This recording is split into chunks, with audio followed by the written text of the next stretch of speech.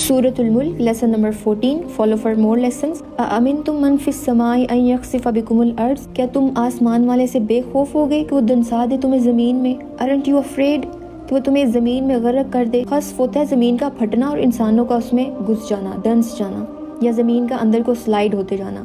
فَإِذَا هِیَ تَمُورُ، پھر وہ ہلنے لگے. یہ اللہ کے حکم سے تمہارے آگے ٹھہری ہوئی ہے. وہ چاہے تو یہ زمین تمہیں نگل جائے، کوئی کام نہ کرنے دے. ادھر تم اللہ کی نافرمانی کرو، ادھر تمہیں پکڑ لے. کیونکہ گریوٹی کتنی ہے جو ہمیں اس زمین پر چلنے پھرنے میں مدد دیتی ہے. اس کے اوپر تم اللہ کی نافرمانی کرتے ہو، تمہیں خوف نہیں آتا؟ اگر گریوٹی نہ ہو تو تمام انسان، جانور، بڑی بڑی بلڈنگز وہاں فلوٹ کرنے لگے، کوئی اپنی جگہ پر قائم نہ رہ سکے. اسپیس میں کیوں فلوٹ کرتی ہے ہر چیز؟ کیونکہ وہاں پر گریوٹی نہیں ہے. اٹ ول بی انہاسپٹیبل، سارا نظام بدل جائے گا. Season, sunrise and sunset would change. اسی طرح سورۃ فاطر میں آتا ہے کہ اللہ لوگوں کو ان کے کیے پر پکڑنے لگے تو زمین پر کسی ایک جاندار کو بھی نہ چھوڑے. ہم کیسے اتنے بے خوف ہو گئے؟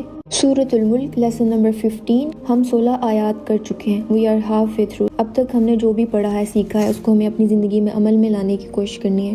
اَأَمِنْتُم مَّن فِی السَّمَاءِ أَن يُرْسِلَ عَلَيْكُمْ حَاصِبًا، کیا تم آسمان والے سے بے خوف ہو گئے کہ وہ بھیجے تم پر ایک آندھی پتھروں والی، سنگ بار ہوا جو پتھر اڑا کے لائے؟ یعنی تمہیں آسمان والے عرش کے مالک سے ڈر نہیں لگتا؟ فَسَتَعْلَمُونَ كَيْفَ نَذِيرٌ، پھر تم ان قریب جان لوگے کہ ڈرانا کیسا ہوتا ہے. سورۃ اسراء میں آتا ہے کہ اگر زمین تمہیں نگلے اور آسمان سے پتھروں والی بارش برسے تو تمہیں کوئی بھی بچانے والا نہ ملے، کوئی کام نہیں آئے گا. وہ اس بات پر قادر ہے کہ تم پر آسمان سے عذاب بھیجے یا تمہارے پاؤں کے نیچے سے.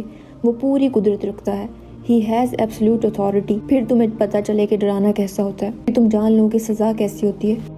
سورۃ الملک لیسن نمبر 16. وَلَقَدْ كَذَّبَ الَّذِينَ مِن قَبْلِهِمْ، اور البتہ تحقیق جھٹلایا تھا ان لوگوں نے بھی جو ان سے پہلے تھے. فَكَيْفَ كَانَ نَكِيرٌ، پھر کیسی تھی میری سزا، کیسا تھا میرا عذاب، جس نے بڑے بڑے طاقتور لوگوں کو موت کے گھاٹ اتار دیا، آباد بستیوں کو ایسے ویران کر دیا جیسے کبھی کوئی وہاں بسا ہی نہ ہو.